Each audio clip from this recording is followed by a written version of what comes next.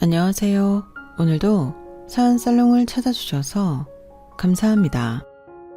저는 결혼한 지 꼬박 3년 만에 이혼하고 현재는 5살 아들아이를 혼자 키우고 있는 워킹맘입니다. 이혼할 당시 아이는 돌이 지난 지 얼마 되지 않았을 때였는데 그래서 친정 도움을 불가피하게 받을 수밖에 없었어요. 당시 복직을 고민하고는 있었는데 남편의 잘못된 꼬임에 넘어가 복직 기회를 놓쳤거든요. 그리고 그 일은 지금 생각해도 너무 분해서 남편과 그 식구들을 미워하며 지내고 있는데요. 누가 그러더라고요. 미워하는데 소중한 인생 쓰지 말라고요. 하지만 미움도 너무 심하면 스스로 멈추기가 힘이 드는데 저는 이렇게 사연을 씀으로써 미워하는 마음을 좀 내려놓고 싶은 마음이네요. 그럼 지금부터 짧았지만 거지 같기만 했던 제 이혼 사연을 소개해 볼게요. 저와 남편은 같은 대학 동아리 선후배로 처음 알게 된 사이였어요. 그때는 그냥 선배고 후배고 별 감정 없이 지냈었는데 졸업 후 우연히 사회에서 다시 만나 전에 없던 감정을 싹 틔우게 된 케이스였죠. 그리고 그렇게 붙은 스파크는 대단했는데 인정하기 싫지만 제가 많이 남편을 좋아했어요. 전에는 그냥 후배 잘 챙기는 선배라고 생각했는데 연애 대상으로 만나보니 남편은 요즘 보기 드문 매너가 아주 훌륭한 사람이었어요. 늘 먼저 저를 챙겼고 차에 탈 때 차 문 열어주고 혹여 제가 부딪힐까 끝까지 손을 놓지 않았는데 제 주변에서도 감탄할 정도로 남편은 무의식 중에도 매너가 참 좋았어요. 그러니 연애를 하는 동안에 늘 에스코트를 받는 기분이 들어 좋았는데 사실 그동안은 그런 대접을 받아보지 못했어요. 그 이유는 제가 주로 저를 좋아해주는 남자를 만나기보다 제가 좋아하는 남자를 만나 제가 더 무언가 해주지 못해 안달이었는데 남편은 확연하게 달랐어요. 심지어 좋아하기는 내가 더 좋아하는 것 같은데 남편은 늘 제가 자존심이 상하는 일이 없도록 배려를 해줬고 저는 그런 배려가 너무 좋아서 연애 1년 만에 이 남자라면 결혼할 수도 있다는 생각을 하게 되었죠. 그즈음 제 친구들이 무슨 약속이라도 한 듯 하나 둘 시집을 가기 시작했는데 괜히 부럽더라고요. 그리하여 저희는 짧다고 하면 짧은 2년 만에 결혼을 하게 되었는데요. 그냥 이 남자를 놓칠까봐 서둘러서 하게 됐어요. 그만큼 제가 남편을 좋아했던 거죠. 그리고 저보다 3살이 많았던 남편은 나이도 있었고 제가 결혼 이야기를 꺼냈을 때 그 말을 기다렸다는 듯 반겼는데 그러니 더 시간 끌 이유도 없이 결혼까지 스피디하게 진행했어요.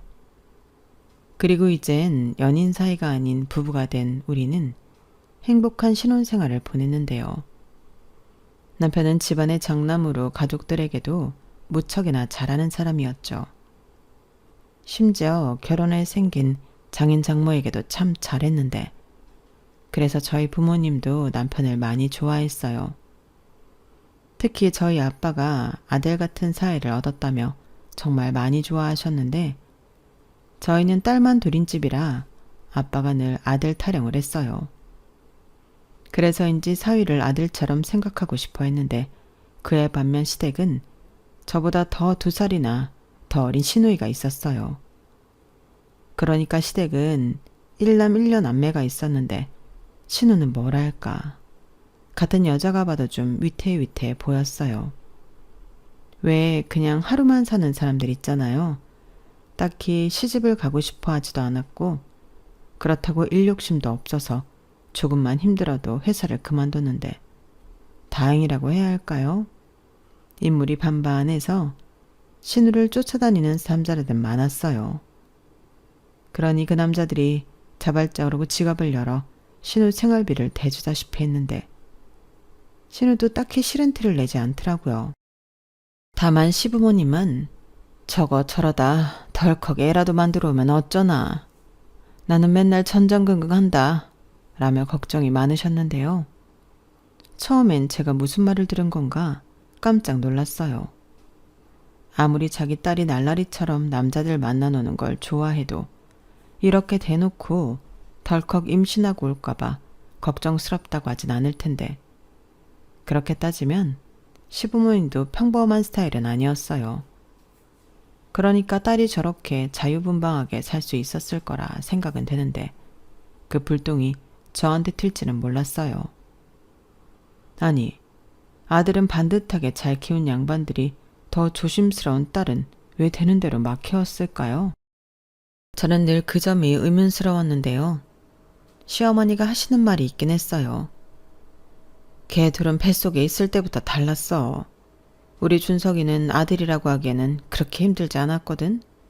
그런데 준이는 입덧부터 태동까지 완전 딴판이었다니까. 오죽하면 성별이 둘이 바뀌어 태어났다고 다들 그랬어. 정말요? 그건 진짜 신기하네요. 같은 부모 유전자를 받아서 어떻게 그렇게 달랐을까요? 그러게 말이다. 나도 참 그 점이 신기하다. 이럴 줄 알았으면 준석이만 낳고 안 낳았지. 네? 어머니도 참 농담이시죠? 반반이야. 그만큼 그 집에 키우느라고 고생했다니까. 어떤 점쟁이는 그냥 연예인 시키라고 했었는데 지금 생각하면 그게 후회스러워. 저렇게 반란 까질 거 연예인 돼서 돈이라도 잘 벌면 좋잖아. 이효리 있지? 우리 딸이 걔처럼 성공한다고 했어, 그 점쟁이가. 지금 생각해도 아깝네. 저는 시어머니의 말에 그저 어색하게 하하하 웃었어요. 신우가 예쁘장하게 생긴 건 맞지만 그렇다고 외모가 연예인을 할 정도로 뛰어나다고 생각하진 않았거든요. 그리고 얼굴만 예쁘다고 다 연예인 하나요? 노래든 연기든 하물며 진행이라도 할 수 있는 재능이 있어야 하는데 제가 볼 땐 신우는 그냥 예쁘다 예쁘다 칭찬받고 노는 낙으로 사는 사람이었어요. 이렇게 말하면 제가 신우를 질투라도 하는 것처럼 보일까 조심스러운데 제 생각은 그랬다는 거죠. 그러니 시부모님에겐 아들인 남편보다도 딸인 신우이가 늘 앞날이 걱정스러운 아픈 손가락이었는데 그래도 막내라고 남편도 그렇게 시부모님도 신우를 말과 다르게 예뻐했어요. 특히 남편은 지가 오빠고 여동생이라고 나름 용돈도 따로 챙겨주고 갖고 싶은 물건이 있다고 하면 슬쩍 사주기도 한 모양이었죠. 문제는 그게 결혼 후에도 계속되었다는 거였어요. 저희는 정말 신혼기간 동안 너무 행복했거든요. 그런데 신우에 관련된 이벤트가 있는 날이면 저는 좀 신기가 불편했어요. 남편도 그걸 알고 있었죠. 그래서 결혼 전에는 부모 몰래 하던 짓거리를 결혼 후에는 와이프인 저 몰래 하려고 했는데 대부분 돈이랑 연관된 일이라 제가 모를 수가 없다는 게 함정이었어요. 부부가 맞벌이면 아무래도 각자 벌어도 공동재산이라는 인식이 있잖아요. 여기서 네 돈 내 돈을 따지는 것도 웃긴 일이라 대체로 돈 관리는 제가 했는데요. 거기에도 나름의 이유가 있었어요. 신혼집이 제 명의로 제가 산 아파트였거든요. 제가 회사에서 입사 후 재테크에 관심이 생겼어요. 같이 일하던 여자 팀장님이 주식, 코인, 부동산 이런 걸로 재미를 보는 사람이었는데 조금 오바해서 회사는 그냥 놀기만 하면 지루할 것 같아 오는 딱 그런 느낌이었는데 어린 마음에 그 팀장님이 엄청 멋있어 보였죠. 그래서 나도 저런 팀장님 같은 여자가 되고 싶다는 생각을 하게 되었고 창피함도 무릅쓰고 넉살도 좋게 신입인 주제에 팀장님이랑 친해지려 노력했어요. 이유는 단 하나. 재테크 노하우를 배우고 싶었거든요. 사회 초년생이 돈이 있어봤자 얼마나 있겠어요. 그러니 적은 금액으로 당장 시작할 수 있는 무언가를 전수받고 싶었는데 처음엔 살짝 귀찮아하는 것 같았지만 제가 진심으로 부탁하고 커피도 알아서 사다 아침마다 세팅해 놓으며 간절함을 보이니 슬쩍슬쩍 알려주시는 것들이 생겼죠. 저는 그때부터 본격적으로 돈에 관련된 경제 공부를 했어요. 소심하게 투자를 조금 해봤는데 거기서 수익이 나니 제대로 도전해보고 싶은 마음이 들었거든요. 그리고 두 번째 목표로 20대에 내 이름으로 된 서울의 아파트를 한 채 사자라는 꿈을 꾸게 되었고, 결혼 직전 저는 신혼집으로 쓸 수도 있다는 부푼 꿈을 안고 집 매매 계약을 했어요. 물론 대출도 조금 받았고요. 그래서 결혼할 때 집은 내가 있고 대출금은 같이 갚기로 했기에 제가 우리 부부의 돈 관리를 하게 되었는데, 그래서 아무리 남편 명의의 통장이라도 저한테 들킬 수밖에 없었어요. 그러니 남편은 티나지 않게 하려고 카드깡을 하거나 자기 카드로 신혼 물건을 사줬는데, 아무리 그렇다고 해도 제 손바닥 아니었어요. 제가 남편 카드 사용 내역도 다 체크하고 있었거든요. 물론 남편 몰래 하고 있었기 때문에 본인은 몰랐을 테지만, 남편이 어디에 카드를 긁고 다니는지 저는 궁금했기에 카드 내역을 보는 걸 멈출 생각이 없었죠. 그리고 사용처와 금액이 유달리 튀는 것들은 거의 100% 신우한테 들어간 것들이었는데요. 처음 몇 번은 눈 감아줬지만 카드 대금이 나날이 불어나 저는 말하지 않을 수가 없었어요. 자기야, 자기 카드로 아가씨 뭐 자주 사줘? 카드값이 계속 많이 나와. 사용처도 전부 백화점 아니면 아울렛인데 여긴 언제 갔다 온 거야? 이렇게 물었는데 남편은 화들짝 놀랐어요. 그리고는 기분 나빠하듯 내역까지 확인한 거냐며 정색을 했는데 제가 그랬죠. 그럼 카드값이 계속 많이 나오는데 내가 확인을 안 해? 도대체 어디에 긁고 다니는 건지 알아야지. 근데 사용처가 자기가 다닐 만한 곳이 아니잖아. 이렇게 말했어요. 사실 제가 이렇게 물으면 남편이 정색하고 뭐라 할 줄 예상했었거든요. 그래서 더 적반하장으로 밀어붙일 요량이었는데 역시나 남편은 아무 말도 하지 못했어요. 자기도 찔리는 구석이 있으니 강하게 말하지 못했던 거죠. 그리고 제가 선심 쓰듯 지금까지 일은 넘어갈 테니 다음엔 이런 일이 없게 하라고 하니 남편은 그제야 미안하다고 앞으로는 이런 일이 없는 것은 물론이고 자기가 개인적 돈이 아닌 가족에게 돈을 써야 할 때는 아내인 저와 상의하겠다고 약속했어요. 저는 남편의 그런 약속을 믿었기에 그 일은 그렇게 넘어갔는데, 그래도 좋은 아들, 좋은 오빠는 어디 가지 않더군요. 한 번은 신우가 생일이었는데 아주 이 기집애가 지 오빠한테 제대로 뜯어낼 생각인 건지 자기 생일이라 갖고 싶은 것도 많고 친구들 불러 좋은 데 가서 파티도 하고 싶다며 노골적으로 돈을 좀 넉넉히 달라고 하더라고요.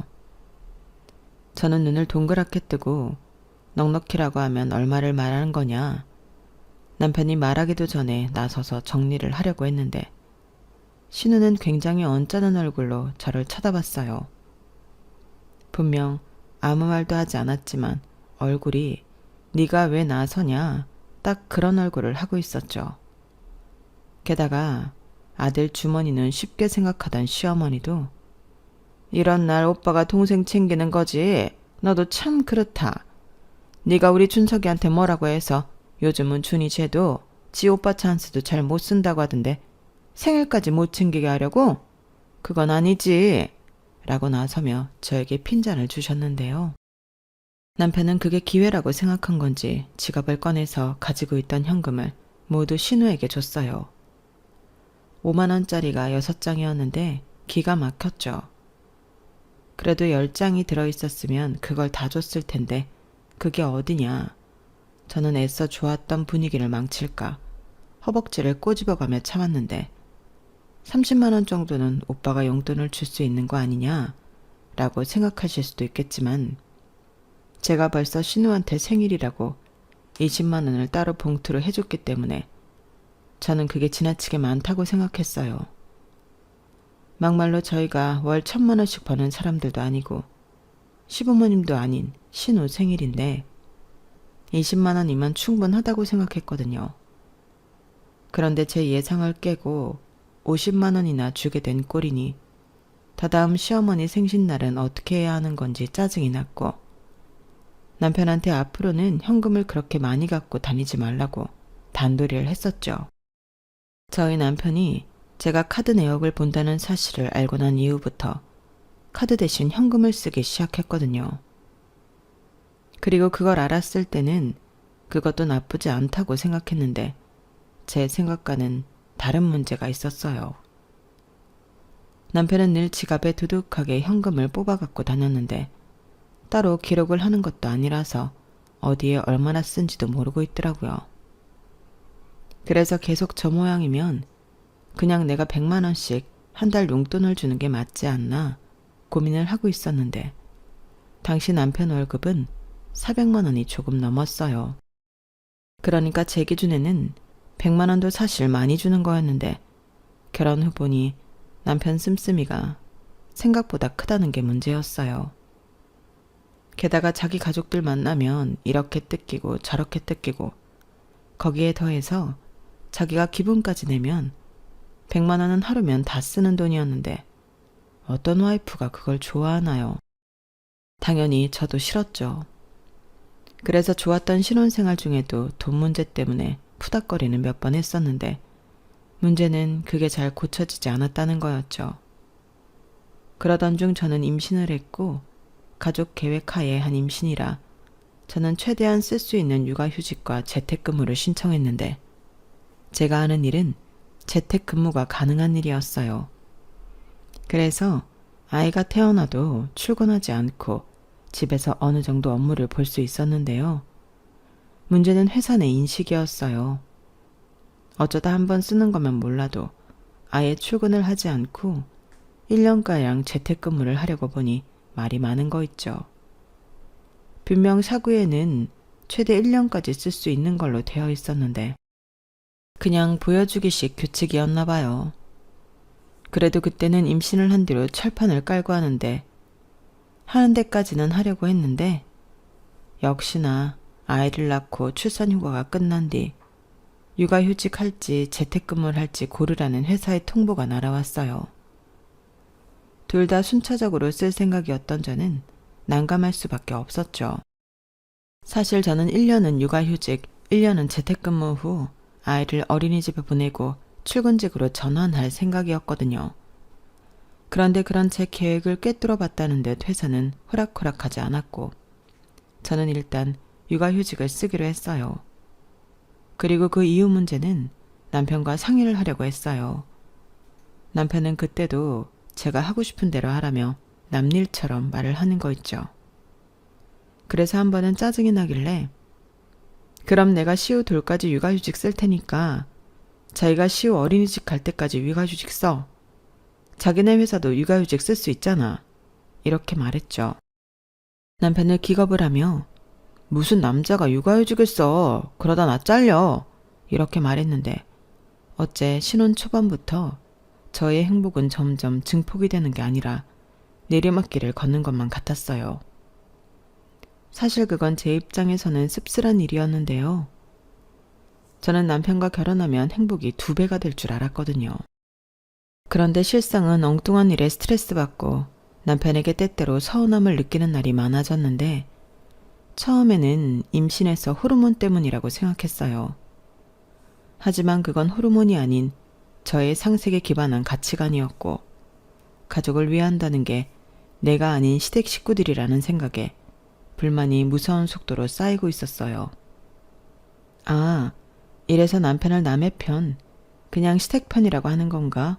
그런 생각이 들었는데 제가 막달이 되어 본격 출산휴가와 육아휴직에 들어갈 즈음 놀라운 소식이 들려왔어요. 아니 글쎄 무슨 일이 있었는지 남자친구가 없어서 외롭다고 푸념하던 신우가 갑자기 결혼을 한다는 거예요. 그 사실을 가족 중 제가 가장 늦게 알았는데 남편은 벌써 매제가 될 남자도 밖에서 따로 만나봤다며 저더러 직업도 7급 공무원이라 안정적이고 성품도 괜찮은 사람이라며 저한테 신우 예비신랑 자랑을 늘어놓더군요. 하지만 아무리 생각해도 이상하기만 했던 저는 남편에게 근데 아가씨는 지난 명절까지도 가족들한테 만나는 사람 없다고 했잖아. 연애도 아니고 결혼? 그럼 그 남자랑은 얼마나 만난 거야? 혹시 아가씨 애라도 가진 거 아니지? 라고 물었어요. 역시는 역시였어요. 나이트클럽에서 만난 남자와 하룻밤의 불장난으로 두 사람은 결혼까지 하게 된 거였는데 예전 시어머님이 걱정하던 일이 현실로 벌어진 거죠. 그리고 그 상대 남자는 술김이라 기억도 잘 나지 않는다고 하더군요. 시부모님이 그딴 말이 어딨냐고 그 남자가 일하는 관공서까지 쫓아가 뒤집어 놓고 왔다고 했어요.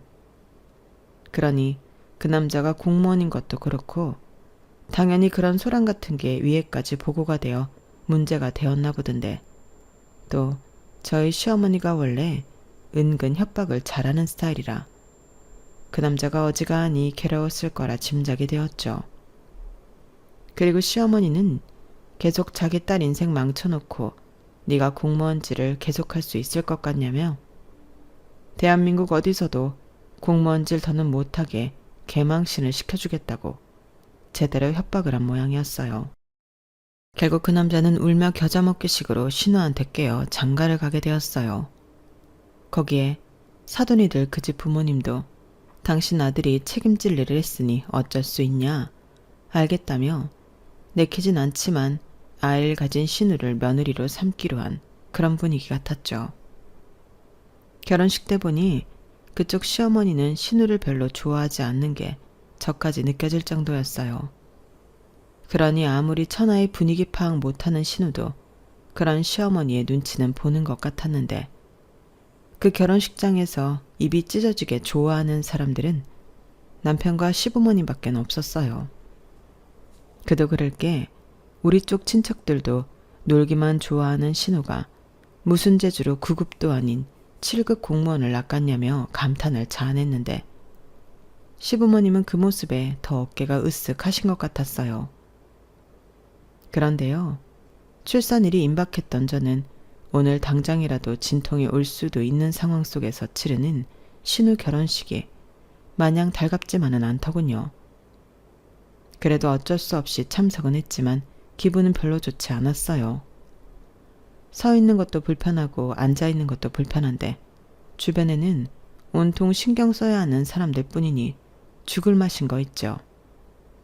하지만 남편은 자기네 식구들 챙기느라 그런 자기 와이프를 챙길 생각을 전혀 하지도 못했고 저 혼자 외롭게 끙끙 앓으며 식은땀을 흘렸는데 그래서 신우 결혼 사진 속에 저는 혼이 거의 빠진 모습이었어요. 그런데 나중에 시어머니가 사진 속 제 표정이 썩어 있다며 뭐라고 하셨는데 기가 막혔죠. 그리고 저는 정확히 이틀 뒤 아들 시우를 낳았는데요. 각오는 했지만 지옥의 문이 열렸어요.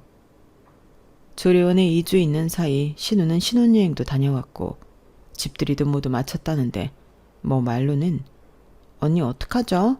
아무래도 언니 조리원에 있는 동안 집들이를 해야 할 것 같은데 미안해요.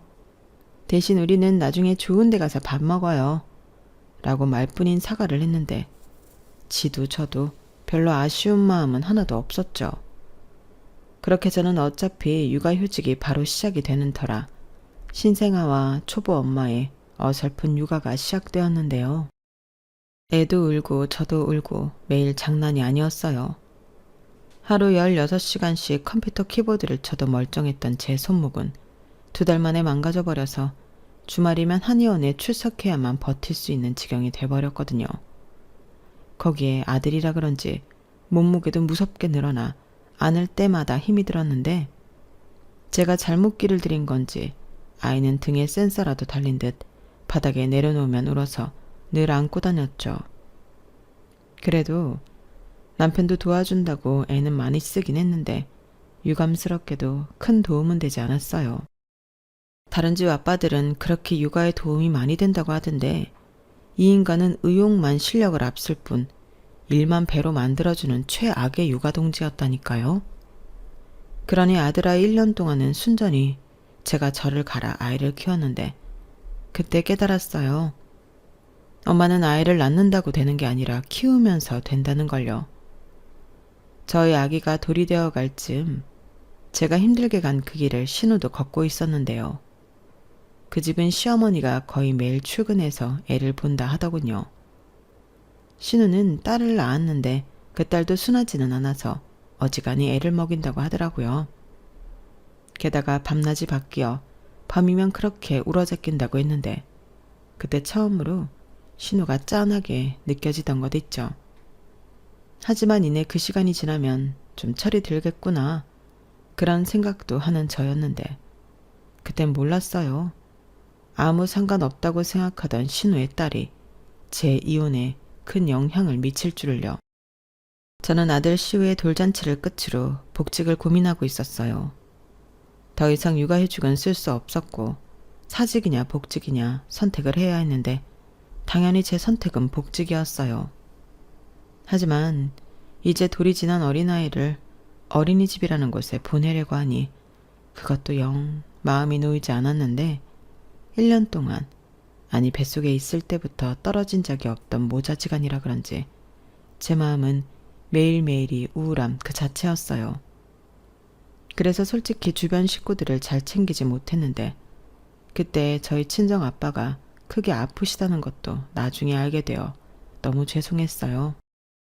여동생이 아빠가 말하지 말라고 해서 말을 못했다고 했는데 그래도 눈치를 채지 못한 제 잘못 같아 한동안 마음이 좋지 않았거든요. 그리고 저는 신우가 그새 이혼을 했다는 것도 몰랐는데요. 사실 그게 더 충격이긴 했죠. 그 뒤를 제가 이을지 모르고 저는 막연하게 결혼한 지 얼마나 됐다고 벌써 이혼을 했어? 그리고 애는 그 어린애를 어떻게 키우려고? 그렇게 오지랖을 떨며 남의 일처럼 생각했는데 그건 결코 남의 일이 아니었어요. 물론 신우가 남이 아니니 남의 일이 아닌 건 맞긴 한데 그 불똥이 저한테 튈 줄 몰랐던 거죠. 그리고 한 번은 지나가는 말로 제가 아들 시우를 보며 아, 이 어린 걸 어떻게 두고 회사에 가지? 라고 한 적이 있었는데 그때 남편이 그러는 겁니다. 그럼 복직하지 말고 이참에 우리 둘째 가질까? 우리 원래도 애는 둘 정도 낳자고 했잖아. 저는 솔직히 그 말에 조금 놀랐어요. 왜냐하면 육아에는 전혀 도움이 되지 않는 남편이 할 소리가 아니라고 생각했거든요. 모르긴 몰라도 고만고만한 아이 둘을 키우는 건 쌍둥이를 키우는 것과 다르지 않을 것 같았는데 그때 남편은 본격적으로 저를 설득하려 마음을 먹었는지 또 이렇게 말했어요. 자기야, 생각해봐. 또 잘 다니다 둘째 가질 쯤 회사에 또 육아휴직 쓴다고 하면 그때 가서는 눈치가 안 보일까? 어쩌면 그때는 진짜 회사를 그만둬야 할 수도 있어. 그럴 것 같으면 애 키우는 김에 얼른 하나 더 키우고 1살이라도 더 젊을 때 새 직장 찾는 게 낫지. 안 그래? 라고 하더라고요. 솔직히 그 말은 솔깃했죠. 남편 말이 전부 맞는 소리 같았거든요. 저는 이왕이면 둘째가 첫째보다 2살에서 3살 나이 차이가 좋다고 생각했는데 그때는 초보 엄마 딱지를 떼서 그런지 어차피 힘든데 하나 키우나 둘 키우나 조금 더 힘든 차이지 않을까? 뭘 모르는 생각을 했어요. 그리고 육아는 체력이라는 점을 고려해 남편 말처럼 그냥 이참에 둘째를 갖고 둘째가 3살이 될 쯤 새 직장을 알아보는 게 어떨까 고민에 빠졌어요. 그 기간 동안 저는 자격증도 따고 해보고 싶은 것도 많았어요. 그리고 그때는 지금 하는 일이 아닌 다른 일에 도전하고 싶다는 생각을 했는데 남편이 그래도 가장으로 능력이 없는 사람이 아니니 그래보자 하는 생각이 들었죠. 어차피 저희는 그때 집 대출금도 다 갚아 집 걱정도 없었는데요. 생각을 바꾸니 둘째를 안 가질 이유가 없었어요. 그래서 남편에게 그럼 그러자고 회사에 사직서도 내고 둘째 계획을 세웠는데요. 모든 합의가 끝났음에도 한 달이 넘도록 남편은 저와 잠자리를 할 생각이 없더군요. 저는 이상하고 답답해서 짜증이 났어요. 지금 뭐 하자는 거야? 마음이 바뀌기라도 했어? 둘째 갖자고 해서 사직서까지 냈는데 누가 마음 바뀌었대. 그냥 나는 좀 생각을 해보려고 했던 거야. 생각? 이제 와서? 지금 사람 가지고 놀려? 그래, 후회 안 하지. 나중에 나 때문이라고 나 원망하면 안 된다. 그때 알아차려야 했어요. 솔직히 둘째를 가졌다고 애 아빠인 남편을 원망할 일이 뭐가 있겠어요. 그런데 남편은 그렇게 말하고 다음날 갑자기 신우아이를 데리고 왔는데 아주 입이 귀에 걸렸더라고요. 저는 왜 갑자기 조카를 데리고 왔냐 물었는데 그때 남편이 뭐라고 한 줄 아세요? 그 애가 저희 둘째라는 거예요. 진짜 황당해서 말이 나오지 않았는데 이 인간은 저더러 혜진이 우리 호적에 올려서 우리 둘째를 키우자. 이왕이면 남매가 좋잖아. 자기 힘들게 또 임신하고 출산 안 해도 되고 준이는 혼자면 새 출발할 수 있고 이거야말로 진짜 좋은 생각 아니야? 남도 아니고 내 핏줄이잖아. 그럼 자기도 우리 딸로 키울 수 있지 않아? 이러더라고요. 정말 미친 개소리 아닌가요? 지 핏줄이니까 괜찮다. 근데 그 애는 제 핏줄은 아니잖아요. 제가 왜 신우의 애를 제 딸로 키워야 할까요? 저는 멍멍이 짖는 소리 그만하라고 있는 힘껏 소리를 질렀어요. 지금 나더러 네 동생 자식 키우라고 회사도 사직서 쓰게 했어? 너 돌았냐? 제정신이야? 그래놓고 나한테 나 때문이라고 원망하지 말라고 했어? 저 말을 할 때는 저는 거의 제가 아니라 제 안의 악마가 모습을 드러낸 듯 정신이 혼미할 정도였는데 남편은 처음 보는 제 모습에 겁을 먹은 듯 보였어요.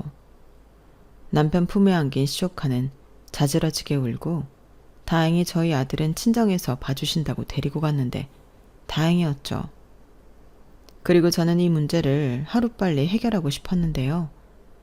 저는 제가 이렇게 정색을 하면 남편이 알아서 꼬랑지를 내리고 잘못했다고 빌 줄 알았어요. 그럼 다시는 이딴 소리 하지 말라고 단단히 일러두고 이 문제를 마무리하려고 했는데 남편도 무슨 생각인지 물러날 생각이 없어 보였어요. 그래서 문득 궁금해지더라고요. 그래서 남편에게 물었어요. 그 애를 우리 호적에 올리면 아가씨는 자기 애 없이 살 수 있대? 설마 자기 동생이 그렇게 해달라고 했니? 자기 새 출발하게? 저는 거의 악에 바쳤기 때문에 거의 악을 쓰듯 그렇게 남편에게 물었어요. 그러자 남편이 잠시 우물쭈물 하는 듯 했는데 신우가 이혼을 한 이유가 있었더라고요. 저는 둘이 뭔가 안 맞아 이혼을 한 줄 알았는데 신우는 일방적으로 이혼을 당한 거였어요. 그 이유는 신우가 낳은 아이가 매제의 친딸이 아니었기 때문이었는데 아무리 애기라고 해도 생긴 것도 닮은 구석이 없었고 혈액형도 낳을 수 없는 혈액형이라 남편이 유전자 검사를 신우 몰래 한 모양이었어요. 그리고 자기 친자식이 아니라는 걸 알고 그날부로 신우에게 이혼 소송을 걸고 자기 결혼으로 위자료 청구까지 했다는 것 같았는데 신우가 돈이 있을 리가 없었죠. 그래서 남편이 저 몰래 신용 대출을 받아 신우의 위자료를 대신 내줬다는데 사람이 너무 어이가 없으니까 웃음이 절로 나오는 거 있죠. 저는 거의 실성한 사람처럼 웃었어요. 그리고 이렇게 된 거 지금 다 까라고 나중에 나오면 나도 네가 나 속인 걸로 이혼 소송 걸겠다 하니 남편은 신우 결혼할 때도 자기 상여금을 빼돌려 신우 결혼 비용에 보탰다고 했는데 안 그래도 제가 상여금 나올 때가 한참 지났는데 올해는 왜 안 나오냐고 물은 적이 있었거든요. 그런데 그 돈을 저랑 상의도 없이 홀랑 신우 밑으로 털어 넣었다는데 더 들을 것도 없었어요. 저리 자기 동생을 너무 사랑해 자기 인생도 자기 돈도 다 갈아 넣겠다는 남자를 제가 어떻게 감당하나요? 특히 신우의 애를 대신 지켜주는 건 참 막말로 그 애가 마지막이라고 누가 보장할 수가 있겠어요. 나중에 시어머니가 이 사실을 알고 진짜 애 아빠는 누구냐고 거의 신우를 죽일 듯 몰아세웠어요. 신우는 울면서 모른다고 했거든요. 그러니까 그렇게 하룻밤 잠자리를 나눈 남자가 한둘이 아니라는 건데 저는 그런 신우를 감싸는 남편을 이해하고 싶지 않았죠. 남편 말로는 자기라도 감싸지 않으면 자기 동생이 잘못된 선택이라도 할까 겁이 나서 그런다고 하는데 저는 그것도 개소리라고 생각합니다. 그럴 용기가 있는 사람이면 충분히 자기 아이 책임지고 살 수 있죠.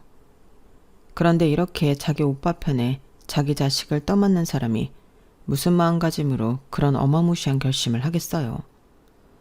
물론 남편은 자기 동생은 무조건 아니고 자기가 자기 동생 인생이 하도 가여워 조카라도 걷어주려 했을 뿐이라고 했는데 저는 믿음이 영 가지 않았죠. 또 설령 그게 사실이라고 해도 더 싫으면 싫었지 마음이 바뀌지 않았는데요. 저는 하나하나 양파가 까지듯 남편이 저를 속였다는 사실에 이혼을 결심했거든요. 솔직히 이런 상황에서 이혼하지 않으면 제가 등신 아닌가요? 그래서 저는 하루라도 빨리 복수를 하고 싶은 마음이었는데 그래서 합의 이혼할 생각 없고 할 수 있는 한 탈탈 털어 남편에게 제대로 한 방을 먹여줄 생각이었어요. 어차피 사직서도 써서 시간도 많고 퇴직금도 들어와 돈도 있었는데 시간과 돈 있는 여자가 복수를 다짐하면 얼마나 무서운지 알려주고 싶었다랄까요. 그래서 저는 바로 이혼 전문 변호사를 찾아가 상담했고 남편이 저를 속인 점 그리고 혼인 기간 동안 저와 저희 아들이 아닌 본가 식구만 챙긴 점을 들어 정신적 피해 보상금까지 요구했는데 이혼 소장을 받은 남편은 난리가 났어요. 제가 일부러 소장을 회사로 보냈는데 근무 시간 중간에 허겁지겁 달려와 빌더라고요. 저는 그 사이 남편 짐을 야무지게 싸서 현관 밖에 내다 놨는데 그 순간만큼은 집이 제 거라는 것이 너무나도 다행스럽게 느껴졌어요. 남편은 자기가 생각이 짧았다고 신우애를 호적에 올리자는 건 취소하겠다고 하면서 이후부터는 신우와 거리를 두겠다고 했는데 저는 걔가 똥을 끊지 오빠가 어떻게 동생을 멀리하겠냐고 그냥 나랑 멀어지자고 했죠. 저는 이미 마음이 굳어버렸기 때문에 1도 미련이 없었거든요. 그러자 남편은 어떻게 그럴 수 있냐고 우리가 사랑했던 시간을 떠올려 보라고 했는데 미안하게도 제 마음은 신기하게 돌아서 버렸죠. 이래서 어른들이 정 떨어지면 뒤도 돌아보지 않는다고 한 건지 그냥 남편 얼굴 보는 것도 아니 목소리 듣는 것도 싫었는데 남편은 집 밖에 한 발자국도 나가지 않겠다며 버티더군요. 저는 하는 수 없이 친정 식구들을 불렀어요. 아빠는 아프시니까 오지 말라고 했는데 이번 일로 저희 아빠도 화가 많이 나셨는지 큰아빠, 삼촌 죄다 끌고 오셨는데 저희 친정 아빠부터 친가 식구들이 운동을 한 사람들이라 몸도 좋고 힘도 세거든요. 그래서 남편은 저항도 제대로 해보지 못하고 거의 맥없이 짐짝마냥 번쩍 들려서 쫓겨나게 되었어요. 저는 그 길로 비밀번호도 바꿔버렸어요. 그뿐만이 아니라 계속 집에 찾아와 사람 귀찮게 할 것 같아서 아들 시우 데리고 친정으로 갔는데요. 남편도 어쩔 수 없이 변호사 선임의 소송을 벌였죠. 남편은 끝까지 이혼은 원하지 않는다는 주장을 펼쳤는데 저는 또다시 남편의 지나친 가족 사랑으로 피해를 볼 것이 무서워 더는 결혼 생활을 지속할 수 없음을 호소했어요. 그리고 남편이 저 몰래 돈까지 신우한테 썼다는 점도 용서가 되지 않는다고 했는데 결국 판사님은 제 손을 들어주셨죠. 대신 집 대출금을 남편도 같이 상환한 부분이 있으니 남편이 저 몰래 시댁 가족에게 돈을 해주는 건 더는 물을 필요가 없다고 했는데 대신 양육권은 저희가 있으니 저희 아들이 성인이 될 때까지 양육비 100만 원을 매달 지급하게 되었어요. 그에 반면 피해 보상금까지 바라는 건 과하다는 판결이었어요. 그건 저도 어쩔 수 없었죠. 대신 남편이 몸만 집에서 나가고 매달 양육비를 지급한다는 점을 들어 그냥 거기서 이혼 재판을 마무리 지었는데 남편은 끝까지 제 바지가랑이를 붙들고 매달렸어요. 그러게 이럴 걸 왜 그런 강 큰 생각을 했는지. 저는 남편 손에 잡힌 제 바지가랑이를 힘껏 잡아 뺐는데요. 저도 한번 마음먹으면 하는 타입이거든요. 그러자 이번에는 시부모님과 신우까지 찾아와 잘못했다, 미안하다, 돌아가며 저를 붙잡으려 했는데 시부모님은 아무래도 제 아들 때문에 그랬던 것 같더군요. 자기네 데려릴 장손인데 제가 데리고 간다고 하니 난리가 난 거예요. 그래서 내 아들한테 그러지 말고 신우가 난 손주한테 그러시라고 이젠 남편까지 돌려드리니 온 가족이 신우 애를 잘 키워보라고 했는데요. 제 말이 좀 약이 올랐나 봅니다. 시어머니가 갑자기 자기 옷을 막 벗고 머리도 풀고 쌩 난리가 났는데 사람들이 다 쳐다보고 난리도 아니었어요. 아마 속아서 결혼까지 한 공무원이었던 전 심해부한테도 저런 모습으로 협박을 한 거였겠죠. 하지만 저는 그 모습에 쫄지 않고 바로 112에 신고를 했는데 역시 경찰을 부르니 언제 그랬냐는 듯 다시 옷을 주워 입고 멀쩡한 사람으로 돌아오더군요. 정말 어이가 없었어요. 하지만 그 추태를 본 사람이 어디 한두 사람인가요? 결국 시어머니는 경찰서에 가게 되었고 2번 다시 또 저를 위협하면 그때는 접근 금지 신청을 할 수 있다고 친절하게 알려주셨는데 그 소리는 또 무서웠나 봐요. 다행히 그날 그 난동 이후 그 집 사람들은 저한테 연락도 하지 않고 찾아오지도 않게 되었는데 남편만 양육비 보낼 때 비굴하게 매달릴 뿐이었죠. 하지만 저는 지금까지도 그 어떤 메시지에도 답장을 해준 적이 없었는데 아들 시우가 보고 싶다고 해도 저희 엄마가 아들애만 데리고 나가 보여줄 뿐이었어요. 그리고 저는 살던 집을 팔고 친정으로 들어갔는데요. 아무래도 제가 일을 하려면 아이를 봐줄 사람이 필요하니 어쩔 수 없었죠. 그리하여 못난 자식 때문에 저희 엄마가 다니던 회사도 그만두고 아이를 맡아주시게 되었어요. 엄마는 아빠도 돌보고 저희 아들도 돌보고 고생을 많이 하셨어요. 그래서 하루라도 빨리 취직하려 열심히 발로 뛰고 노력했는데요. 다행히 취직은 금방 됐죠. 전에 다니던 회사에서 친하게 지냈던 팀장님이 소개해준 곳이 있었거든요. 정말 저한테는 은인과도 같은 분이신데 지금까지 그 회사를 아주 잘 다니고 있습니다. 제가 전에 다니던 회사에서는 조금 실망하고 다른 일을 하고 싶어 했다는 걸 안 팀장님이 새로운 도전을 할 수 있도록 좋은 곳을 소개해 주셨거든요. 그 덕에 저는 참 바쁘게 살 수밖에 없었는데 마음은 늘 신나고 행복했어요. 그리고 연봉도 전에 다니던 회사보다 많이 받았는데 월급의 절반 이상은 전부 엄마에게 드렸죠. 아무래도 제가 지금 가장 고맙고 신세지는 사람이 엄마인지라 저는 엄마의 잃어버린 월급을 찾아주고 싶었어요. 물론 엄마는 됐어. 내가 뭐 남도 아니고 내 손자 보는데 무슨 돈을 받니? 라고 했지만 저는 따박따박 엄마 통장에 돈을 보내드리고 있고 엄마가 잘 키워준 덕에 저희 아들을 건강하고 사랑스럽게 잘 크고 있답니다. 전에 살던 아파트를 팔 때 집값이 꽤 올라 차익도 봤는데 그래서 작년에 친정 바로 옆 아파트로 이사도 갔어요. 아무래도 저녁 시간만큼은 엄마가 푹 쉴 수 있도록 우리가 나가는 게 좋을 것 같았는데 아빠가 잘했다고 하더라고요. 다행히 아빠도 지금은 많이 건강이 호전되어 이젠 예전처럼 2분이 산책도 나가고 주말엔 가까운 곳에 나들이도 나가곤 하는데 부디 제가 더 열심히 벌어서 많은 효도를 할 수 있도록 저희 부모님이 오래오래 건강하셨으면 좋겠어요. 제 동생은 저를 보더니 결혼할 생각이 전혀 없다며 지금은 독일에 가서 공부와 일을 병행하고 있는데 본보기를 보여줘야 할 언니가 나쁜 영향을 끼친 건 아닐까 미안한 마음도 있지만 자기 인생 멋지게 살고 있는 동생 모습을 보면 아이러니하지만 제가 잘한 것 같은 기분도 드는데 어찌됐든 동생이 원하는 행복을 누렸으면 좋겠네요. 아울러 자기 가족만 끔찍했던 남편과 딸 하나 잘못 둬서 골치 아픈 그 집구석이 사는 동안 내내 소란스럽길 바라며 제 이야기는 여기서 마무리하도록 하겠습니다.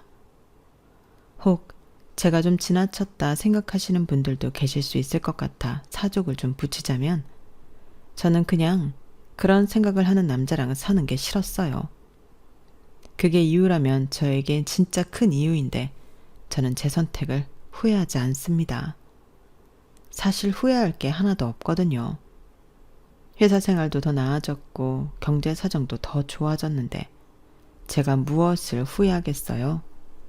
다만 우리 아들이 아빠 없이 자라 상처받고 힘든 일이 생길까? 그 점이 가장 큰 걱정거리인데 앞으로 제가 아빠 몫까지 더 열심히 살아야죠. 엄마는 강하다고 했으니 제 아들을 위해 진짜 강한 엄마가 되어보려 합니다. 그러니 저더러 잘했다 칭찬 많이 해주세요. 칭찬을 받으면 진짜 힘이 많이 날 것 같거든요. 그럼 이상 제 사연은 여기서 줄이겠습니다. 지금까지 제 이야기 귀 기울여 주셔서 감사드리고요. 항상 건강하시고 매일매일 행복하세요. 여러분들의 행복을 기원하면서 저는 이만 물러가겠습니다. 안녕히 계세요. 여러분, 사연 댓글에 응원과 현명한 조언 부탁드려요. 좋아요와 구독은 저에게 큰 힘이 됩니다. 오늘도 좋은 일 가득하세요.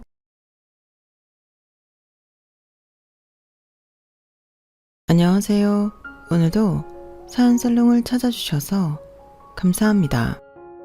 저는 얼마 전에 인생이 벼랑 끝까지 내몰렸다가 한 방에 뒤집어 역전되었던 사람입니다.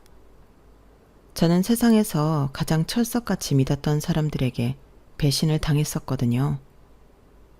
당시에는 하루에도 몇 번이나 극단적인 생각을 했을 만큼 커다란 좌절감에 빠졌었는데요. 아직도 그때 일을 떠올리면 감정적으로 힘들 정도예요. 하지만 그런 어둠 속의 시간들을 지나오고 결국엔 모든 것을 바로잡으면서 그때의 제가 저 자신을 포기하지 않았던 게 정말 다행이라는 생각이 들었답니다. 혹시 지금 인생에서 힘든 시기에 놓인 분들이 제 이야기를 듣는다면 부디 힘내시고 잘 이겨내시길 바라요.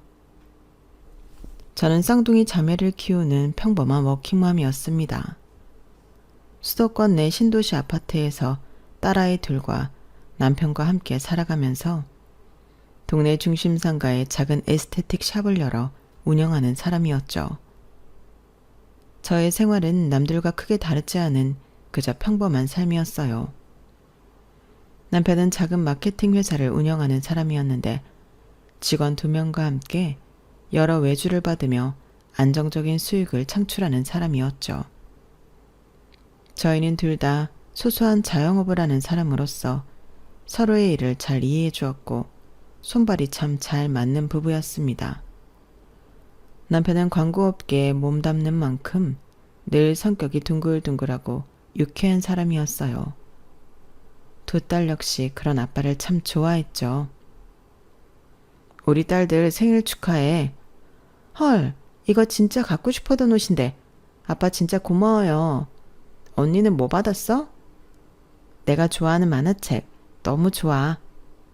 아빠가 너희 공부 열심히 하라고 선물 사주신 거야. 너희 이거 받고도 공부 열심히 해야 돼? 당연하지. 엄마는 맨날 잔소리만 해. 치. 엄마가 너희 사랑하니까 하는 말이지. 너희 잘 되라고. 가끔은 제가 질투가 느껴질 만큼 딸들에게 정말 잘해주는 남자였죠. 뿐만 아니라 남편은 저에게도 좋은 남편이었어요. 기념일을 빼먹는 일 없이 잘 챙겨주기도 했고 제가 일이 바빠 늦게 퇴근하는 날엔 알아서 요리를 해서 아이들을 먹이고 설거지까지 맞춰놓는 사람이었죠. 또 저희 샵이 쇄골, 어깨부터 목까지 마사지해주는 상품도 있었기에 남편은 종종 저희 샵에서 마사지를 받고 갈 때가 있었는데요. 남편은 본인 일이 일찍 끝날 때마다 저희 샵에서 마사지를 받고 저를 집까지 태워다 주곤 했습니다. 그런 남편을 보며 직원들은 늘 저를 부러워하곤 했어요. 안녕하세요. 커피 마시면서 하세요. 제가 커피 사왔어요. 사장님 안녕하세요. 원장님, 사장님 오셨어요. 여보 왔어? 마사지 받고 가려고? 아니, 오늘은 괜찮아. 오늘 여기 근처 거래처 들렀다가 일찍 끝난 김에 당신 데려다 주려고 왔지. 당신 할 거 다 하고 나와. 여기서 얌전히 기다리고 있을게. 아니야, 오늘 급한 거 없어. 먼저 들어갈게요. 별거 없으면 50분에 마감해요. 사장님이 맨날 이렇게 데리러 와주시고 너무 부러워요. 저도 저런 남편을 만나야 하는데 원장님처럼 예쁘면 저처럼 좋은 남자 한 트럭은 구할 수 있을걸요? 아휴, 주책이야 좀. 들어갈게요. 남편은 남들 앞에서는 더 너스레를 떨며 외조를 해주었고 겉으로는 주책이라며 미간을 찌푸렸어도 사실 그런 남편의 모습이 늘 고마웠어요. 어떤 아내가 싫어하겠어요. 물론 매일이 이런 식으로 행복하기만 했던 것은 아니었죠. 인생이라는 게 좋은 일도 있고 나쁜 일도 있는 법이니까요. 하지만 저희 가족은 대체적으로 평탄한 삶을 지속하며 소소한 행복을 누리고 살고 있었어요. 그런 저희 가족의 행복을 악마가 시샘이라도 한 것일까요? 어느 날부터인가 저희 가족에는 조금씩 불길한 균열이 생기게 되었는데요. 여느 때처럼 월말이 되어 샵 정리를 하는데 폐기해야 할 분실물 중에서 익숙한 물건이 보인 거예요. 잠깐, 이거 넥타이핀 아니에요? 네, 그런 것 같아요. 어라? 이거 사장님 거 아니에요? 그러네. 남편이 저 없을 때 왔다 간 적이 있었어요? 제가 기억하기로는 없었던 것 같은데. 제가 발견했음 바로 원장님 드렸을 텐데. 새로운 알바생이 이게 뭔지 몰랐나 봐요. 어린 친구라. 뭐 그게 중요한 건 아닌데 남편이 언제 왔다 갔지? 하여간 잘 됐네요. 안 그래도 찾았던 건데. 조금 의아하긴 했지만 남편이 찾던 넥타이핀을 발견해서 다행이라고 생각했어요. 그 넥타이핀은 제가 결혼 기념일에 선물했던 거라서 남편이 정말 크게 상심했었거든요. 저는 이 사실을 알리기 위해 남편에게 전화를 걸었는데요. 그런데 남편의 반응이 뭔가 좀 이상한 겁니다. 여보, 저번에 당신이 잃어버린 그 넥타이 핀 있잖아. 아, 그거? 찾았어. 우리 사무실 책상 밑에 있더라고. 저번에 내가 모르고 떨어뜨렸나 봐. 안 그래도 당신한테 말하려고 했는데. 그래? 우리 샵에서도 그거랑 똑같은 넥타이 핀이 나왔는데. 우리 샵 다니는 남자는 당신밖에 없잖아. 나는 당연히 당신 거라고 생각했는데. 당신이 사무실에서 찾은 넥타이 핀 당신 거 확실해? 그럼 당신이 선물로 사준 건데 이걸 못 알아볼까? 다른 직원이 남자친구 선물로 샀을 수도 있지. 아님 잠깐 남자친구가 들렀다가 잃어버렸거나. 그래, 알았어. 직원들한테 물어보지 뭐. 당신 혹시 나 없을 때 샵 왔다 간 적 있어? 없을걸? 내가 샵 갈 때는 늘 당신한테 먼저 연락하잖아. 뭔가 남편의 말투가 이상했지만 당시에 저는 그걸 크게 생각하지 않았어요. 남편과 전화를 마치고 직원들에게 넥타이 핀의 주인을 물어보려고 하는데 월말 회계 정산을 다 마친 상담실장이 막 나오더군요. 상담실장은 저에게 정산 마쳤다고 이야기를 하면서 제가 들고 있던 넥타이 핀을 발견하고는 눈이 동그래졌어요. 어머, 원장님 그거. 이거 분실물에 있던 건데 우리 남편 넥타이 핀이랑 똑같아서 남편 건 줄 알았어. 근데 남편이 아니라고 하네. 혹시 최 실장 거야? 아, 이게 얘기하기가 좀 그런데 사실 제가 남자친구 선물 주려고 찾던 거거든요. 저번에 원장님이 사장님 선물 고르시는 거 보고 예쁘다고 생각해서. 아, 그래? 원래 다른 색상으로 사려고 했는데 남은 게 이거밖에 없다 그러더라고요. 뭐 그럴 수도 있지. 거기가 원래 좀 비싼 브랜드라 그런가 물건이 잘 없더라고. 설마 그때 그 남친 주려고 샀던 거야? 회계사? 아, 네. 아, 이제 줄 사람이 없어졌지만 중고로 팔아버려야겠네요. 멋쩍어 하는 실장에게 저는 일부러 더 아무렇지 않은 말투로 이야기를 해줬어요. 뭐 살다 보면 선물이 겹칠 수도 있는 거니까요.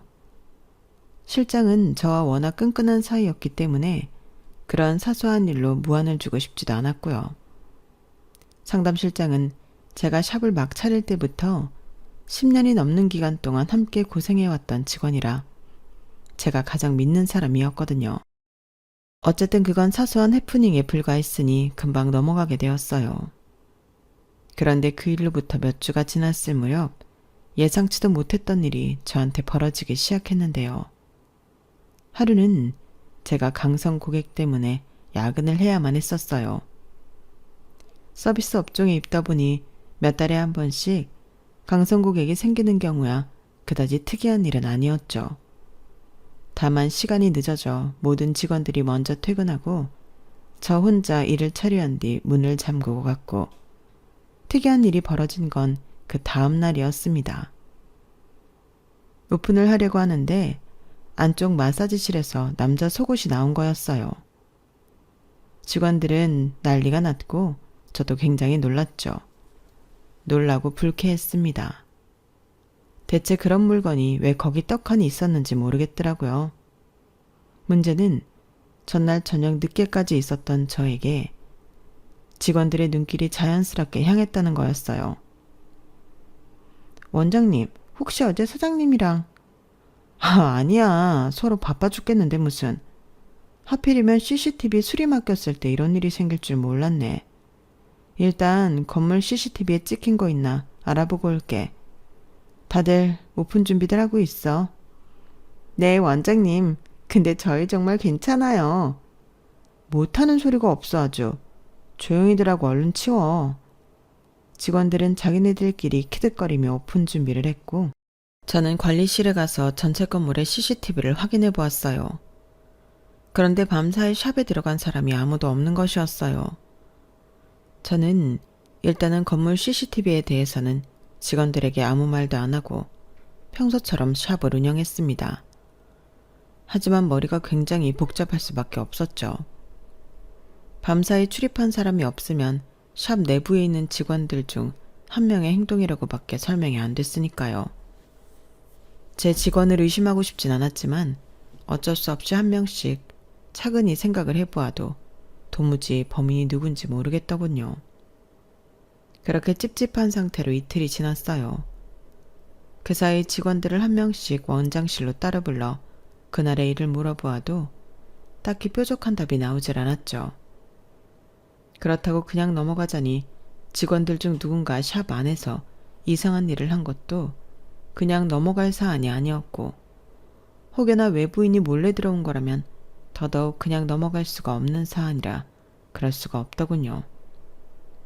저는 이틀간의 고민 끝에 여느 때처럼 저는 퇴근 후 저를 데리러 온 남편의 차 안에서 샵에서 벌어진 일들에 대해 이야기를 했어요. 제가 놓친 부분이 뭐가 있는지 고민 상담 비슷한 걸 하고 싶었던 거였죠.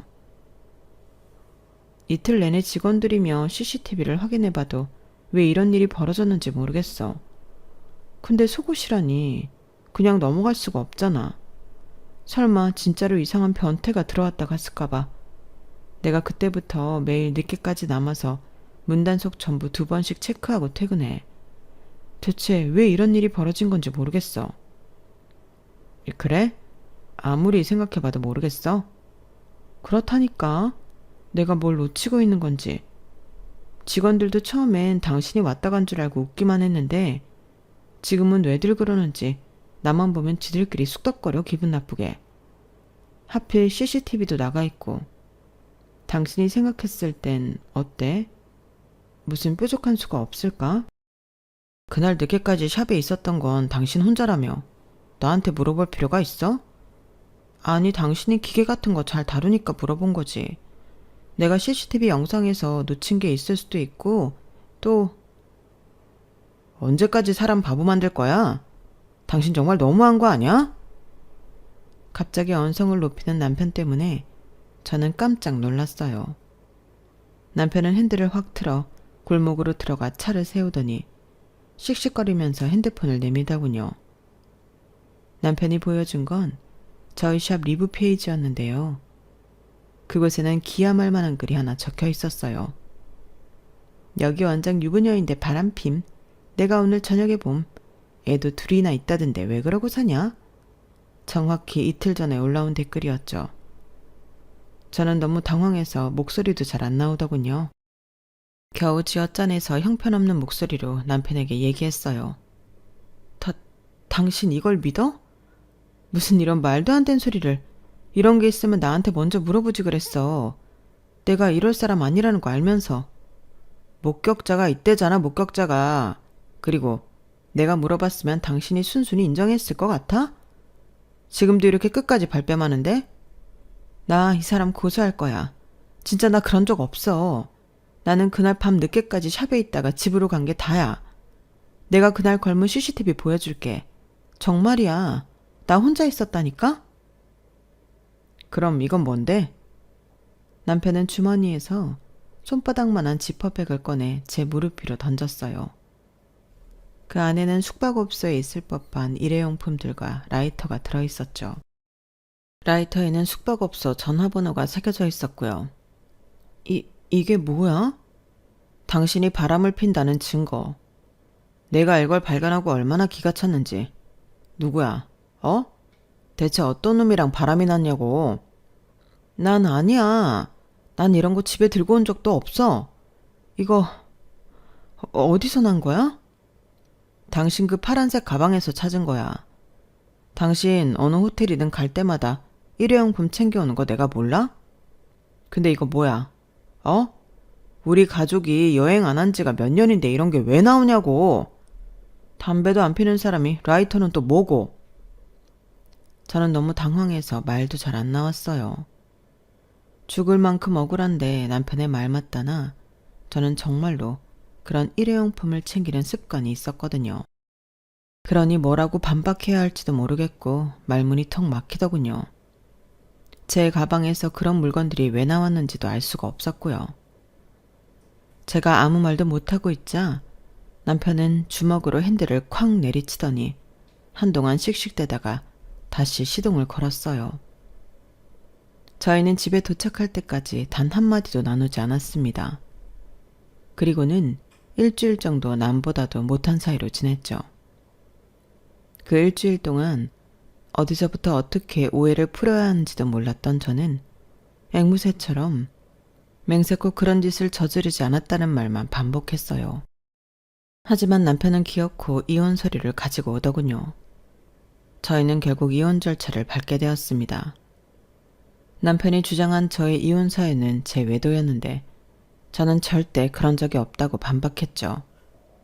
하지만 저는 저의 결백을 제대로 주장하지도 못했어요. 왜냐하면 남편이 이혼 서류를 들고 온 그날 저희 샵에서는 직원 3명이 퇴사하겠다고 이야기를 했기 때문입니다. 심지어 그 3명 중에는 제가 가장 믿고 의지하던 상담실장도 있었죠. 나머지 2 직원의 퇴직 사유 역시 충격이었는데 몇몇 고객들이 상간녀가 운영하는 샵은 다니고 싶지 않다며 회원권 환불 요청을 했고 본인들도 이런 곳에서 다니기 싫다는 거였어요.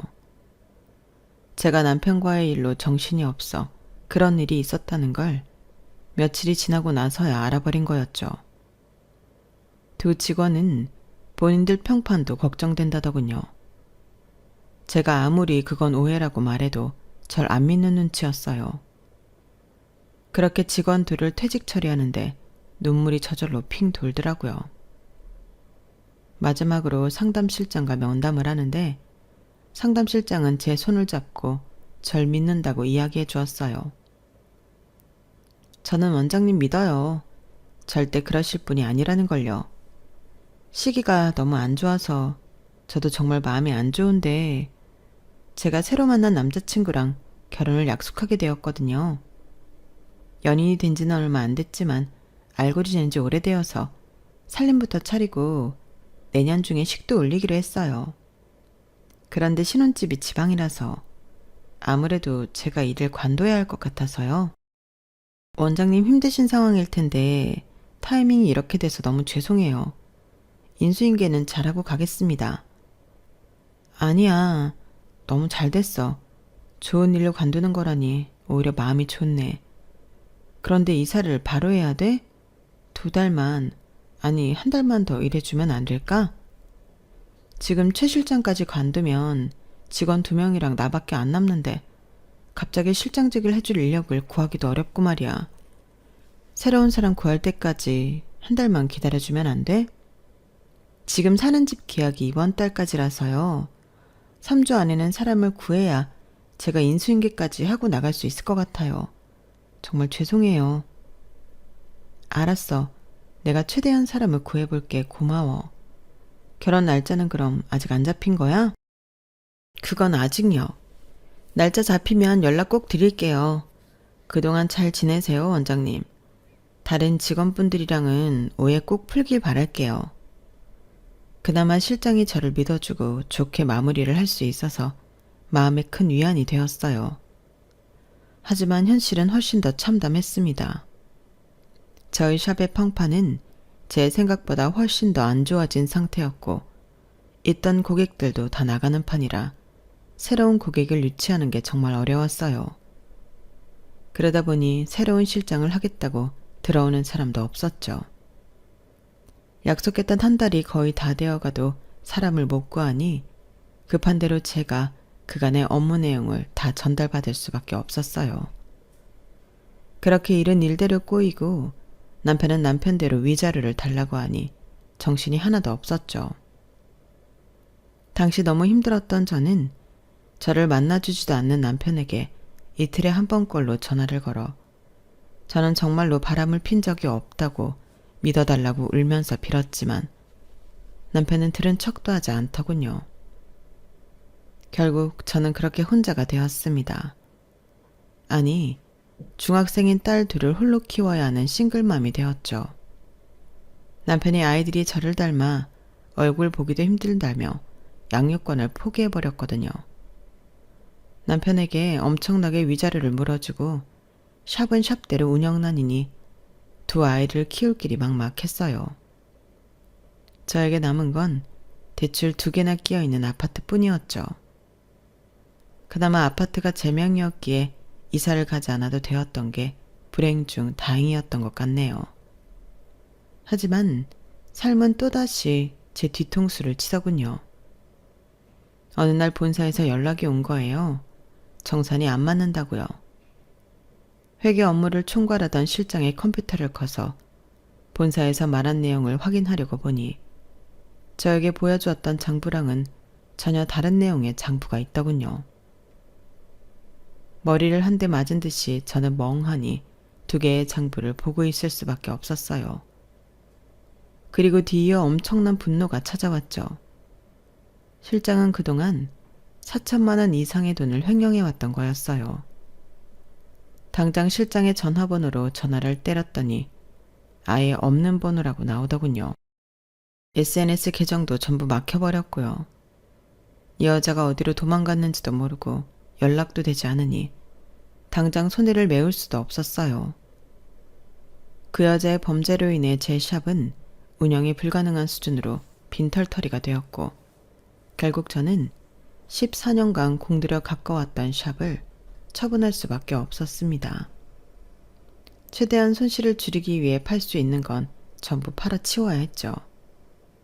상담 실장이 쓰던 컴퓨터만 제외하고요.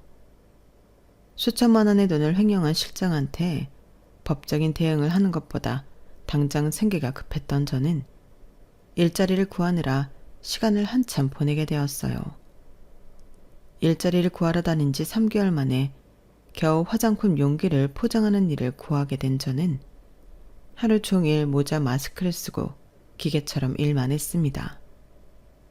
가끔씩 동네에서 절 알아보는 쌀쌀한 눈빛을 볼 때마다 너무 큰 스트레스를 받았거든요. 제가 짖지도 않은 채로 그런 시선을 받으니 자다가도 소리를 지르며 벌떡 일어날 정도로 마음고생을 심하게 할 수밖에 없었어요. 길거리에 나가면 모든 사람들이 절 쳐다보고 비난하는 것 같아 항상 모자, 마스크를 쓰고 다녔죠. 우울증에 심각하게 걸린 저는 하루가 다르게 피폐해져만 갔어요. 그러던 어느 날 여느 때처럼 푸석한 얼굴로 퇴근을 하는데 두 딸이 거실에서 절 기다리고 있더군요. 그동안 저는 혹시 딸들도 절 다른 사람들처럼 비난할까봐 대화를 못하고 있었기에 바짝 긴장이 되었어요. 그런데 딸들의 입에서는 전혀 예상치 못한 말들이 나왔는데요. 엄마, 아빠 나가고 컴퓨터 쓴 적 있어? 컴퓨터? 아니, 쓴 적 없는데 왜? 엄마, 이리 와봐. 딸들은 저를 컴퓨터 앞으로 데려가 앉혔어요. 거기엔 저희 샵 리뷰 페이지, SNS 창, 여러 사진들이 떠 있더군요. 내용을 살펴본 저는 경악을 금치 못했습니다. 저희 샵 리뷰 페이지에 달린 수많은 악플들이 한 사람에 의해서 만들어진 것이었어요. 바로 제 남편이었죠. 아까 우리가 노트북 배터리 다 달아서 컴퓨터 켰다가 발견했어. 아빠 아이디로 자동 로그인 되어 있어서 이런 게 뜨더라고. 아빠가 가진 아이디만 58개래, 엄마. 그럼 그 아이디들로 엄마 샵에 악플을 단 거라고? 너네 아빠가? 대체 왜? 그건 우리도 모르지. 근데 솔직히 우리는 엄마가 다른 아저씨 만났다고 생각 안 했어. 그것보다는 오히려 아빠가 이상했거든. 그게 무슨 말이야? 아빠가 왜? 가끔씩 이상한 냄새가 났어. 좀 싸구려 화장품 같은 냄새. 엄마랑 좀 다른 냄새였어. 엄마가 비염이라 잘 몰랐던 것 같은데 우리는 뭔가 이상하다는 생각을 했었어. 근데 그냥 냄새만 가지고 증거가 되는 것도 아니고 그래서. 딸들의 이야기에 저는 그동안 남편의 행동을 천천히 곱씹어 봤어요. 생각해보면 어느 날 갑자기 지퍼백에 증거랍시고 숙박업소 용품들을 들고 나타난 것도 그렇고 그 물건만 가지고 저한테 외도를 한다며 몰아간 것도 모든 게 다 너무 급작스러웠죠. 사업장과 가정에서 한 번에 일이 터지는 바람에 당시엔 제가 정신이 없어서 몰랐는데 생각해보니 마치 남편은 저한테 그런 구설수가 생기기를 기다린 사람처럼 모든 일을 빠르게 해치웠어요. 마치 이혼을 바라고 있었던 사람인 것처럼요. 엄마, 얼른 아빠 고소해. 그래야 아빠한테 뺏긴 돈 다시 다 돌려받지. 그래, 그래야겠다. 엄마가 조만간 변호사 상담도 받고 다 처리할게. 딸들 너무 고마워. 엄마 믿어주고. 또 이렇게 도움을 줘서 정말 고마워. 아니야. 아빠는 우릴 버렸지만 엄마는 아니잖아. 이제 모자 마스크 벗고 다시 이쁘게 하고 다녀, 엄마. 딸들의 믿음과 애정 덕분에 저는 다시 정신을 차릴 수 있었어요. 당장 그 다음 주 월요일에 변호사 사무실에 상담을 예약했고 그 전까지 최대한 많은 증거를 수집해 갈 생각이었죠. 그리고 제 사업장에서 횡령이라는 엄청난 짓을 저지른 실장에게도 죗값을 치르게 해주려고 했어요. 그런데 변호사 상담을 3일 앞둔 금요일 저녁에 전 남편에게 갑자기 뜬금없는 연락이 온 겁니다. 상상하지도 못했던 내용의 연락이었어요. 잘 지내? 잘 지내냐고? 그렇게 냅다 헌신짝 버리듯이 가족들을 내팽겨 쳐놓고 이제 와서 잘 지내냐고? 당신 같으면 잘 지낼 것 같아? 왜 나한테 화를 내? 우리 결혼해서 잘못을 저지른 건 당신이잖아. 나는 그래도 16년이나 같이 살았던 정이 있으니 안부라도 물으려고 전화한 건데. 그래, 그건 두고 봐야 알겠지. 근데 왜 전화한 거야? 설마 진짜로 내 안부나 묻겠다고 전화한 거야? 아니, 내일 애들이랑 시간 되면 와서 밥이나 먹고 가라고. 외식도 못하고 살고 있을 거 아니야, 지금. 뭔 밥. 이제 와서 얼굴 보자는 거야? 인사하기 싫으면 밥만 먹고 가도 돼. 당신한테 축의금은 안 받을게. 뭔 금? 축의금? 나 결혼해. 당신이랑 이혼하고 혼자 되니까 바로 다른 사람이 생기더라고. 저는 뻔뻔하게 거짓말을 하는 남편의 목소리를 듣고 치가 떨려왔어요. 설마 하니 정말로 저 말고 다른 여자를 만나고 있었구나 하고 의심이 사실로 바뀌는 순간이었고 저도 모르게 주먹을 꽉 쥔 손이 부들부들 떨릴 만큼 화가 났죠. 남편은 오던지 말던지 편하게 생각하라면서 전화를 끊었고 곧이어 카톡으로 청첩장까지 보내오더군요. 분노에 가득 차서 청첩장을 열어본 저는 말 그대로 눈이 돌아가는 듯 했습니다. 왜 그걸 그제서야 알았을까요? 청첩장 속 남편의 재혼 상대는 제가 그토록 눈에 불을 켜고 찾으려고 했던 상담 실장, 횡령 범죄자인 그 여자였어요. 그제야 모든 퍼즐이 맞춰지더군요.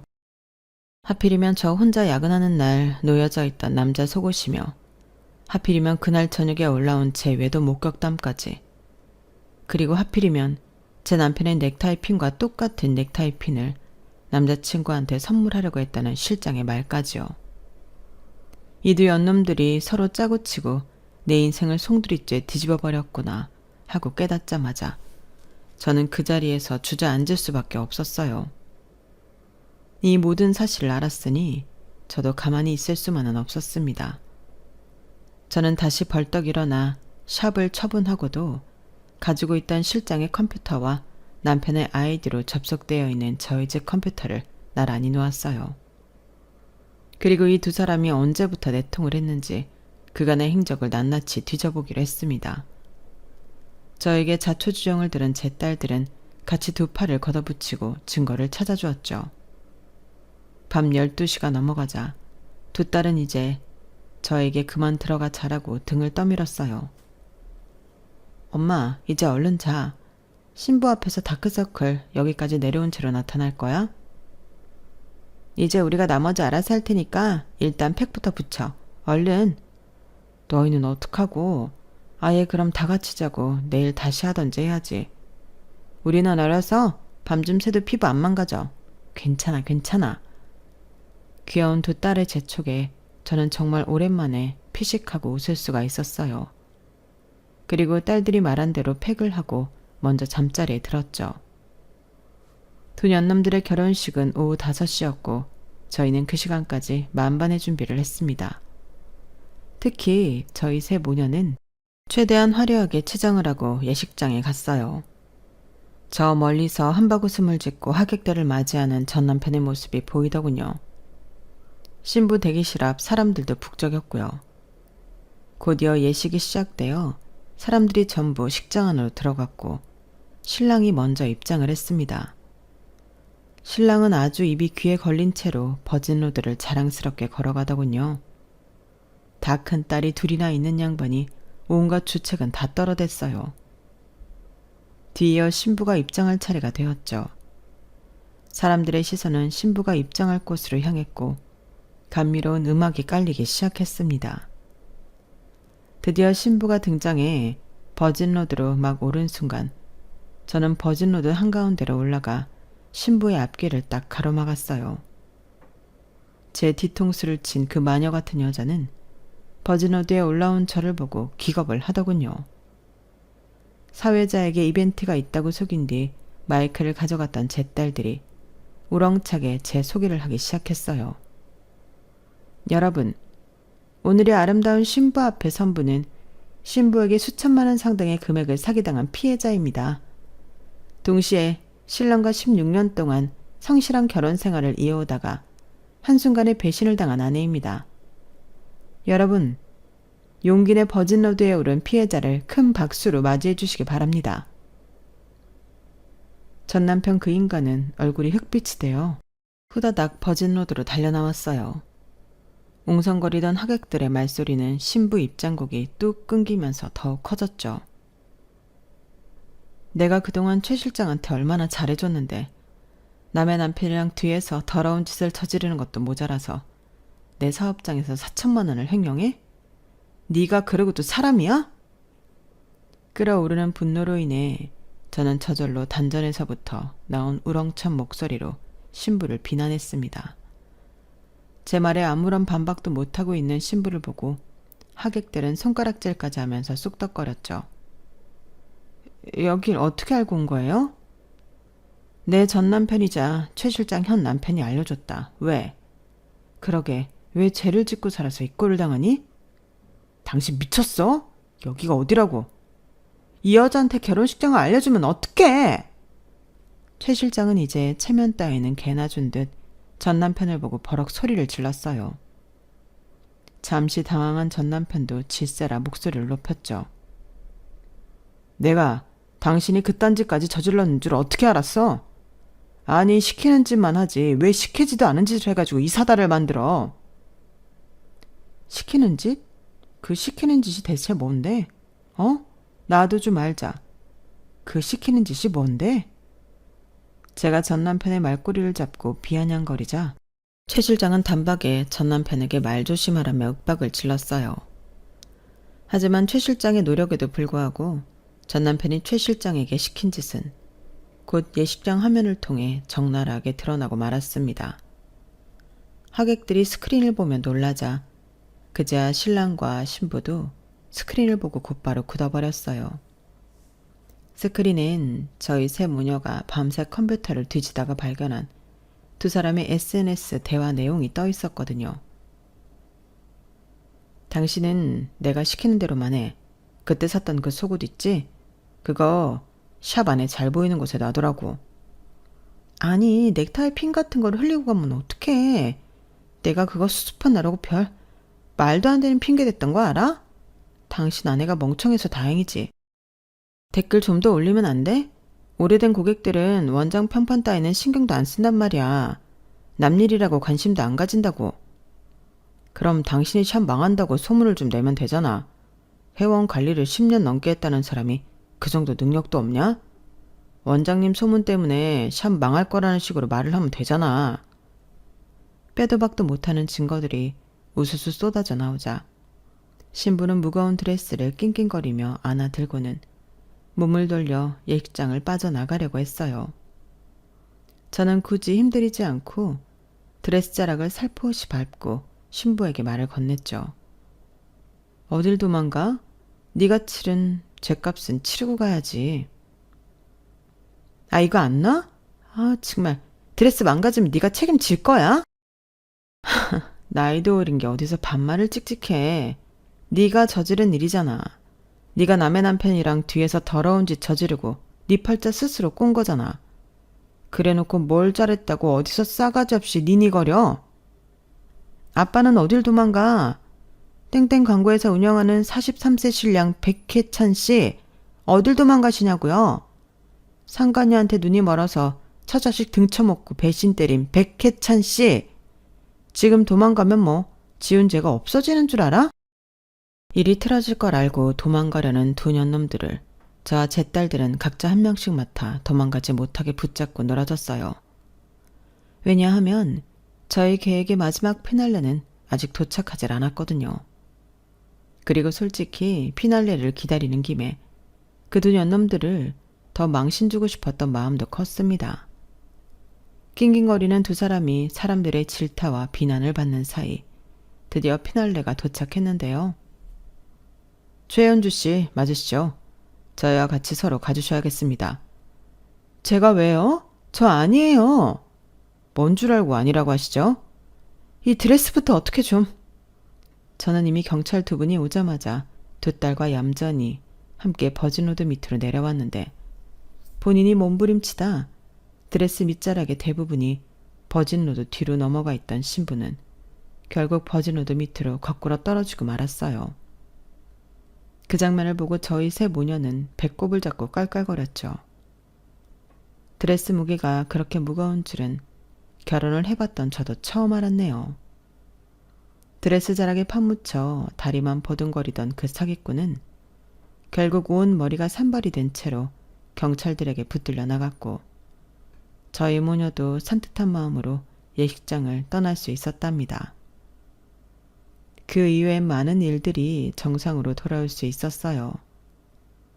저는 전 남편과 실장이 제가 이혼하기 전에 바람을 피고 있었다는 증거와 두 사람의 사기 행각으로 제가 심각한 사회적 명예훼손이 되었으며 중국에는 사업장까지 잃었다는 것을 인정받아 그간 받았던 피해들을 모두 보상받을 수 있었답니다. 한동안 대출까지 사용했을 정도로 경제 상황이 나빠졌던 저는 덕분에 다시 빚도 갚고 그리고 나서도 넉넉한 금액을 남길 수 있었어요. 그래도 불행 중 다행으로 실장이 빼돌린 금액을 아직 들고 있었기에 전부 보상을 받을 수가 있었네요. 그 두 년놈들은 빈털터리 전과자가 되어 얼굴도 제대로 못 들고 다닌다고 해요. 주변 가족, 친구, 지인들 앞에서 추악한 면이 다 들통나버렸으니 안 좋은 소문이 순식간에 퍼지게 된 거였죠.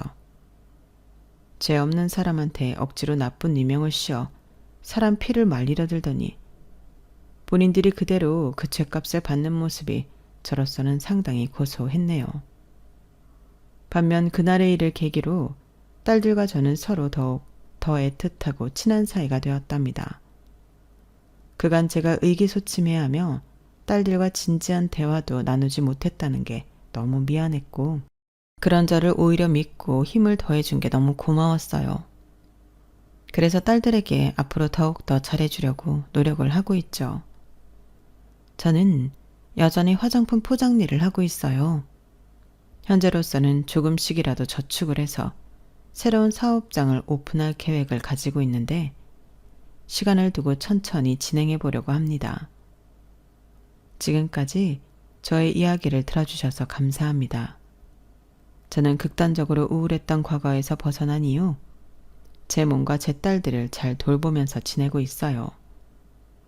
처음부터 다시 사업을 시작해야 하는 저에게 많은 응원 부탁드려요.